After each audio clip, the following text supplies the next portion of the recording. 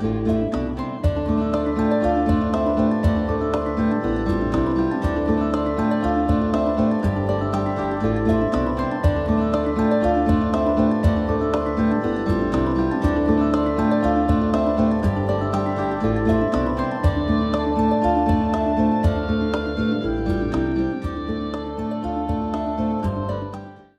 Oracle of Luna is a podcast with me, Bridget Engels, as your host.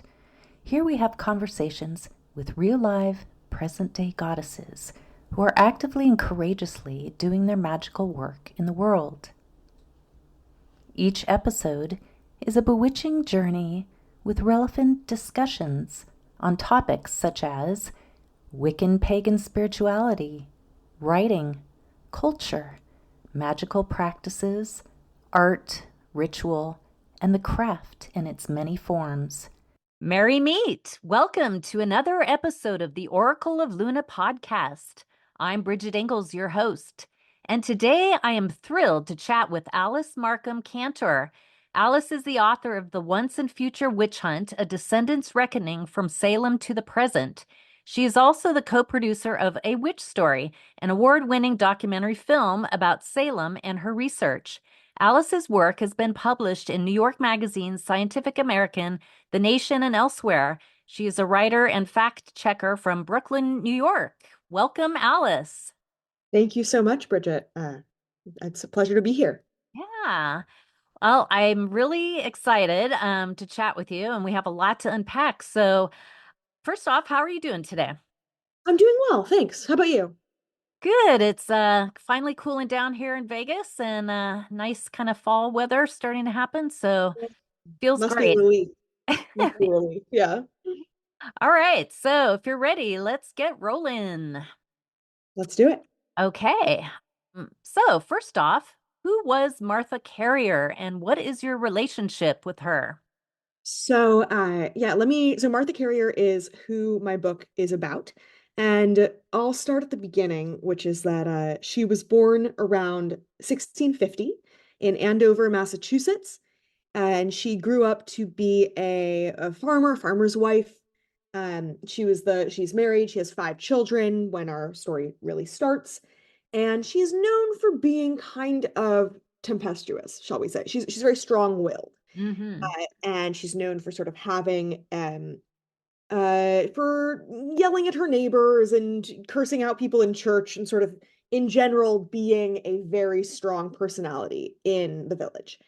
And then when the witchcraft panic, as it's sort of called now, when the witchcraft accusations begin flying in the nearby village of Salem, Martha is accused in May of 1692, and she's arrested. She is imprisoned for about 3 months, and then in August of 1692, she is taken to the tallest hill outside of town and hanged.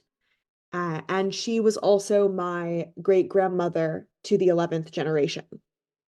So I found out about Martha Carrier when I was a teenager, and I got hooked. I sort of, I thought about her for years, and eventually I came back to the story, and sort of knowing that I wanted to investigate what had happened in Salem, why Martha had died, and also who she had been when she lived.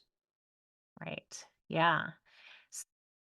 So she's a descendant of yours. And so do you feel like you wanted to reconnect or reclaim your relationship with her, or has witchcraft in Salem been an interesting topic for you all along, or?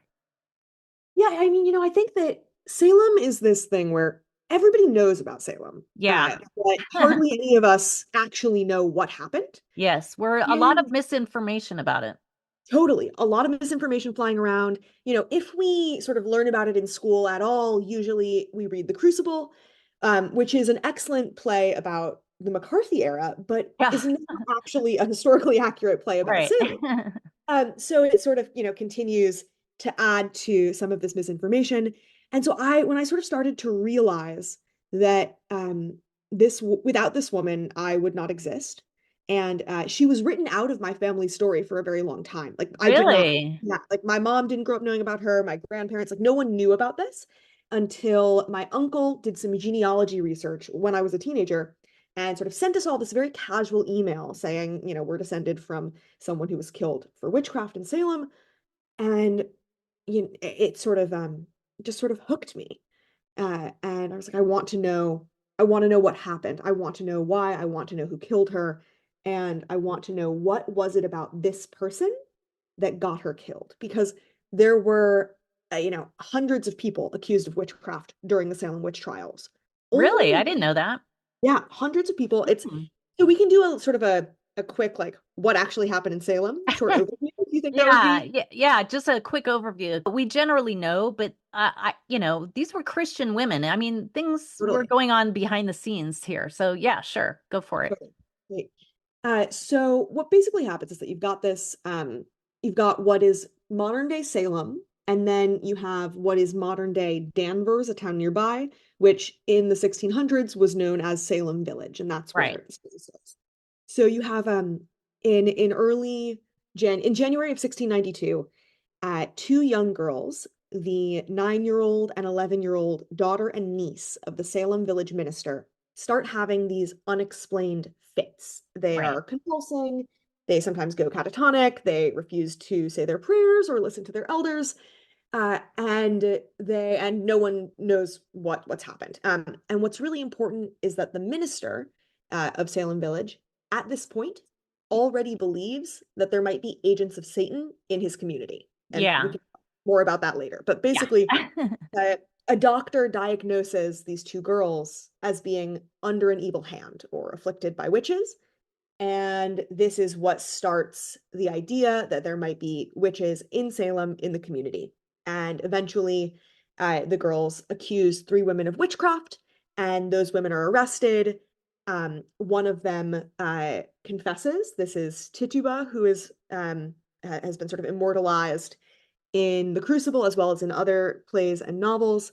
Hmm. Um, and she tells the Salem villagers that there are other witches in the community, other hidden witches. And she is also, it should be noted, is an enslaved woman who is very likely beaten to confess. Yeah. Um, but she gives this confession and says, there are many other witches in the community. And suddenly the hunt is on, right? So they have to find the other witches, and the accusations spill over the boundaries of Salem Village, and they enter Salem town, and they enter Andover and Topsfield and other villages and towns nearby, until in total, hundred sort of casual accusations of witchcraft are made against hundreds of people. Formal legal action is taken against more than 150. So that's either someone is jailed or a warrant is issued for them. There's some kind of formal legal complaint made. Hmm. Uh, and then um, 54 people confess to witchcraft. We can talk more about that as well. But only 19 are hanged. Only 19 people are executed, and none of them are those who confessed. Uh, Oh, so it's this sort of weird thing where you have a lot of people who are accused of witchcraft, and these 19 people who are hanged. And I wanted to know why Martha Carrier had been one of them yeah. out of everybody, right? Like, and so the trials really only last about 6 months, like the active trial sort of section of them, Hmm. uh, between the first formal legal accusations and the last trial. But you can sort of think of it taking place over about a year and a half in Yeah. total.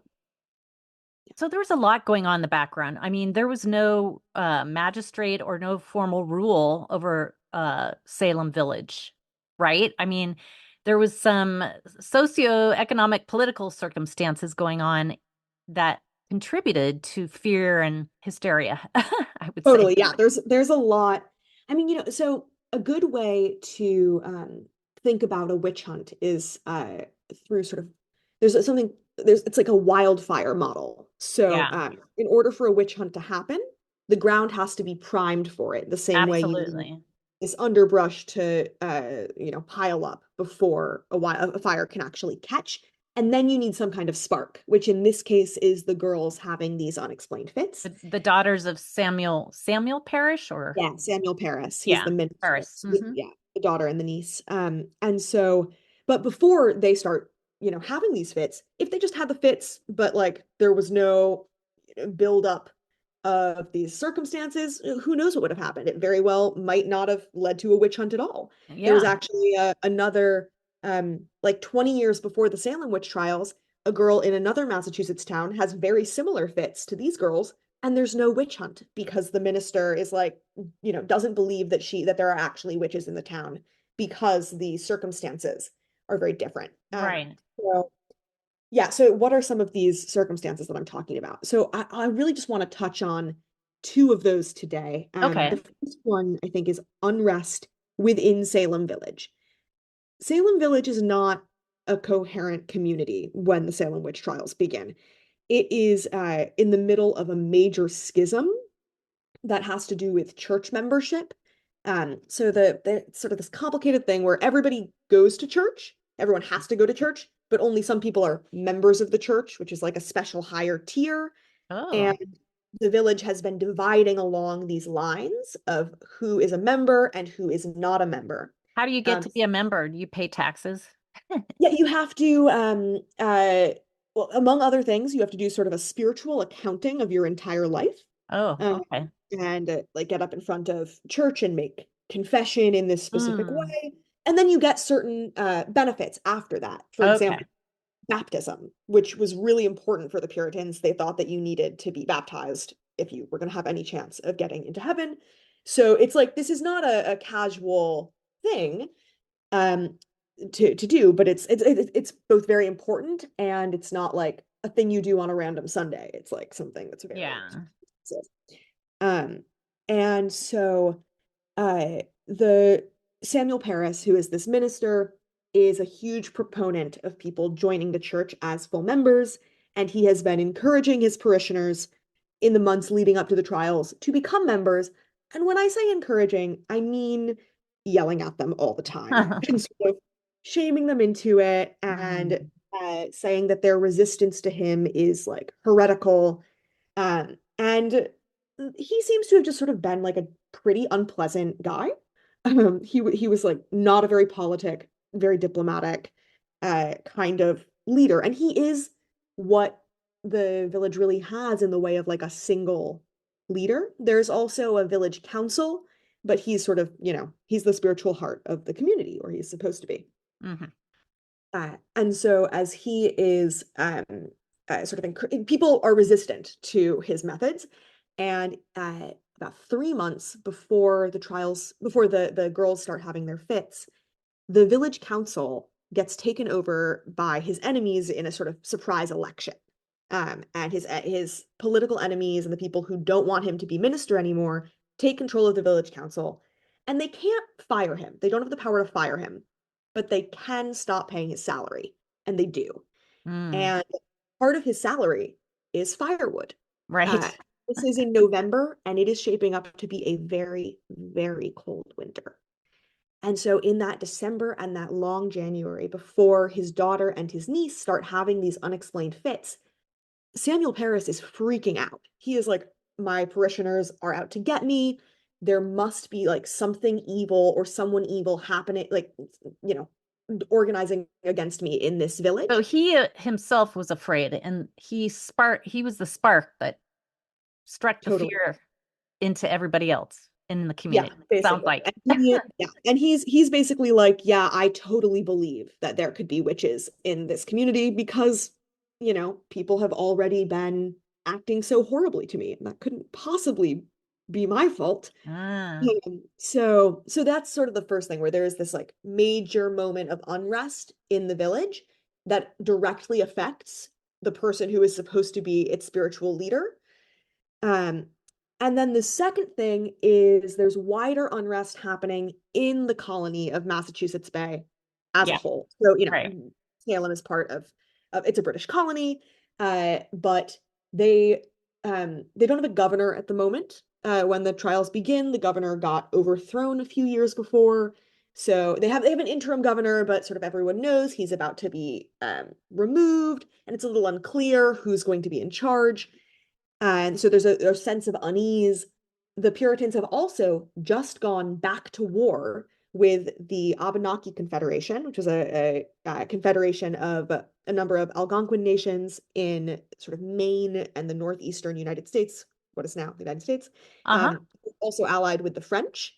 And Mm. so they are um, uh, they're sort of they're very stressed out about this. The Yeah. Puritans are. It is just like a major issue in their consciousness, and they see um, there's discussion about whether or not Native Americans and Indigenous Americans are allied with the devil, and so they sort of are already feeling like they might be under attack from devilish forces. Um, and finally, they're about to have this moment of major political unrest where the reason that the Puritans, in the eyes of the British Empire, have control over this land is through something called the Charter, which was the Puritan Charter. It's a document given to them by the King of England that says you can go start a colony there, backed by England. And they have lost their charter because of the Mm. mentioned overthrowing the governor a few years before. And they get a new charter like in the midst of the Salem witch trials while this is sort of all beginning to happen. And the new charter is sort of a disappointment because Yeah. what the Puritans really wanted when what their project is in Massachusetts is to create a Puritan nation. It's to create a Puritan Right. country with Puritan laws, biblical law, and a nation where they may or may not let in people of other religions, but it's Mhm. very much that Mhm. is that's what they're going on. And the new charter says that they can't really do that. It says that they can't discriminate against other kinds of Christians anymore, except Catholics. But so it basically means that their this project that they've embarked upon, their Puritan country in the New World, um, doomed to failure. And so like Mhm. everything is shifting. There is total Yeah. political, Got it. there's a real feeling of unsafety. And Right. all of this attributes to feeling like the devil is coming for them. They needed a scapegoat, right? And so why women? Why were mostly women persecuted and hanged really quick? What's your viewpoint on that? It's a great question. So part of it has to do with how women are seen uh, within the Puritan religious framework. So they thought that women were spiritually weaker and so more likely to be seduced by the devil. Oh, And they trace this back to Eve, basically. So right. they did believe that men could be witches, but women were far more likely to be witches. And they also so women who diverge from Puritan expectations of gender are particularly vulnerable. So women who are like sexual beings in some way Right. or are known for being very strong-willed, like Martha. Outspoken. Spoken, right. She also, here's another strike against her. Martha Carrier was 7 months pregnant when she got married. So that was Oh, being pregnant out of wedlock is all of these okay. are sort of, yeah, strikes against somebody. Yeah. And just things that make because the Puritans believed that a woman's obedience to her husband and father mirrored uh sort of humanity's obedience to God. It's like Mm-hmm. a mirror of the cosmic relationship. And so if she is disobedient, she, like Satan, is disobeying God. So they can, they come up with all of these sort of spiritual and religious logics to explain Mm-hmm. this. Mm-hmm. Mm-hmm. But this is what makes women so much more vulnerable. Um, Mm-hmm. and most of the men accused of witchcraft in New England as a whole in the colonial period, in the Puritan world, are women who are men who have a relationship with a woman who is also accused. Uh, Okay. their husbands, their sons, their brothers, and so on. Most of them. Yeah. Moving along, why are we still talking about the Salem witch trials 300 years later? And why do you think we should keep talking about it? Is there a lesson there really quick? Mm.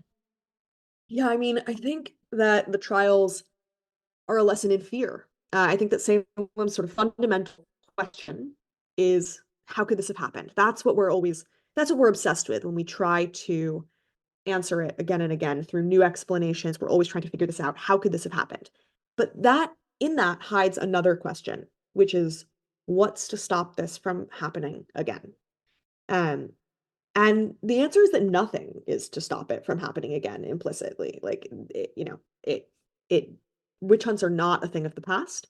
Uh, and we can talk about that as well. Um, but I think the lesson of Salem is how fear works and how accusation works, right? So Yeah. witch hunts always begin by targeting people with the least social power. In Salem, Mm. the The most first people, vulnerable. exactly, the most vulnerable people are always going to be the first ones accused. In Salem, this is a woman, there's three women who are the first accused. There is Tituba, who is enslaved. There is, and is an Indigenous American herself. Hmm. Um, there is Sarah Good, who is a beggar who sort of is a local fixture in the community Hmm. and is sort of known as going around asking people for charity. And Sarah Osborne, who hasn't been to church in years. Hmm. So all of these people are on the margins of society in a Yeah, specific way. right. Um, and that's how it starts. I think part of Salem's lesson is to recognize and to intervene in the persecution of the most vulnerable and the most marginalized in society. Yeah, and we see that today. I have to say that the Republicans use some of that fear and that neo-Puritanism and otherism, and in their talking about undocumented immigrants around the Totally. border. So that whips up that fear and accusation behavior. 100%. And I actually uh there's some really interesting similarities in the language used today by the Republican Party and sort of the conservative bloc to talk Yeah. about um undocumented immigrants that really mirrors the way that the Puritans thought about witches, which is sort of these people who are antithetical to the health of a community, sneaking in and being these like secret agents of dissolution in a community. When of And course, just and destruction. and destruction. Yeah, Yeah. exactly. When of course, like we know that it's not how it works. Hmm. Yeah. Yeah, and that happens all over the world. More third world countries, right? Where witch Okay. hunting is still happening. Yeah, so this is a big thing. So witch hunting is not a thing of the past. In the US, we tend to learn about it and conceive of it as something as like a, 17th century problem, something that has been over for hundreds of years. Um, but the truth is that in the last couple decades, as many as 20,000 people have been killed in the last 10 years worldwide. Mm. And I'm talking about literal witch hunts where someone thinks that somebody else in their community can do magic or has access to magical systems of knowledge and attacks, kills, tortures, ostracizes, or drives them out of the community in some way. Um, and these attacks have basically happened on every inhabited continent, in more than 50 countries. They are, like you said, they're much more common right now in the global south and in places with sort of that are experiencing more economic precarity or upheaval. Oh, Uh, interesting. That's an interesting connection. yeah, so Huh. so there, because almost every uh there are plenty of people all over the world who believe in witches, who believe in witchcraft. Believing in a witchcraft may be a prerequisite for a witch hunt, but it's not the operative factor. You need to have something else also going on in order for it to turn into a witch hunt itself. And this is like very often, just like in Salem, you're going to have this buildup of circumstances. Some of the most common ones are, land privatization. Hmm. There's Hmm. more competition over land, slicing of social services, um, the like economic upheaval of the sort of late second half of the 20th century in Africa, in South Asia, the sort of uh, like slicing away of social services that was required by the IMF and the World Bank in order to get loans seems to have contributed to Oh, witch hunts in some places. wow. And they are also, uh, they're definitely spurred, just like in Salem as well, by overzealous religious leaders, especially pastors, who are in some places make like make some money as Yeah. sort of a side gig to identify who the witches in the community might So be. it's like leaving people marginalized. These circumstances leave people marginalized and open and vulnerable, like you say, Yeah. open Yeah. to otherism or, you know, pointing out that they're outsiders and then hence the witch hunts. So didn't know that. And you're on some kind of a board or council. Do you want to just Yeah. quickly? So I'm a member of the International Network to End Witch Hunting. Our website is theinternationalnetwork.org. You can check it out. We have a very long name that we are currently shortening, but it is a group of academics, organizers, writers, uh, some NGO people. It's a real range Hmm. of people who care about and connect to sort of share resources about how to address witch hunts that are happening today and sort of the harms associated um, with these beliefs and with sort of acting on them. Right. Okay. So we didn't even get a chance to talk about your film, which is amazing, A Witch Story. And for our listeners, what are some of your upcoming projects and events? You could touch on the film if you want, but Totally. Well, I have some I'm going to be speaking in Massachusetts actually later this month, okay. around in Gloucester and Belmont, and I'm also going to be in Maryland. And you can visit my website to find the full list of upcoming events. And our film is showing, I believe it's actually about to show in Spain. Oh, Um, wow. Okay. Yeah. unfortunately, So I was wondering yeah. where can people go to Where can view people your see film? it? Unfortunately, it's not streaming right now. We are currently looking for a home for it to have sort of a consistent place for it to stream. But we're hoping to also do some more in-person screenings uh, here in New York in the future and elsewhere. And we're looking for a home for it. So hopefully we will find one soon. Yeah, I hope so. Everybody out there, it's worth watching. It's powerful documentary film. And it's Alice claiming and reconnecting with her descendant. It's a powerful film, so I hope you do find a place and forum for showing that to people. Thank you. Well, let's see. I think we're running a little bit out of time here soon, but I mean, this has been really informative as we head into Halloween and Samhain. I'm sure that the town of Salem is ramping up. I'm Uh, sure it is. Yeah. Yeah. So it's really good to get clarity and informed on the actual happenings and the circumstances of the Salem witch hunts rather than just sort of like, oh, it was just a bunch of witches. Yeah, I mean, I think that the important thing, what I'd like to sort of leave people with is that so what I discovered is that one of the reasons why Martha was killed in Salem is that the 19 people who are hanged are those who refused um to accept the idea that they were witches. They're the Yeah, ones who refused to confess or to sort of stand by a confession. right. And Martha herself was extremely clear. She said, "I am not a witch. I have never been a witch. You are fools for thinking this." She criticized the judges. She told her accusers that they were. She said, "It is a shameful thing that you should mind these fools who are out of their wits." Mm, And I think that it's a really important thing. The yeah. Salem has now become a sort of a home base for a lot of people who identify as witches today, but Hmm. those who were killed in Salem absolutely did not identify as witches, and in Yeah, fact died because they would not identify as witches. And I think that's an important thing to sort of for us to remember as we go into absolutely. the season. Yeah. Yeah. Could you tell us what your website is?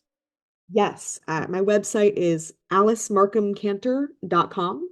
And that's Markham Cantor, it's Markham. Cantor. It's got that hidden H in there. Okay, and then people can go to that and find out about your book, The Once and Future Witch Hunt, and then a witch story and all your other events, right? Yes, they can. And I'm also on Instagram as Alice Markham-Cantor author and Alice Witch Expert on TikTok, if Oh, that's your cool. preferred medium. Awesome. Thank you so much, Alice, for being on the show. And thank you for your perspectives and research on the Salem witch hunts and your writing and reconnection to Martha Carrier. I know that took a lot of work, and I hope you have a good reckoning and reclamation with your ancestor. Thank you so much, Bridget. I appreciate that. That's Yeah, and also thank you for your compelling film, A Witch Story, and you've really inspired me to broaden my knowledge of the Salem witch hunts and all that the circumstances behind it and how witch hunts are still happening. I'm so glad. I'm so Yeah, glad. thanks. That's exactly what I what I hope for. So Yeah, good. All right. Well, thank you again, and thanks a lot to our listeners for tuning in, and happy Halloween and Samhain, and yeah, thanks again. thank you. All right. Bye-bye.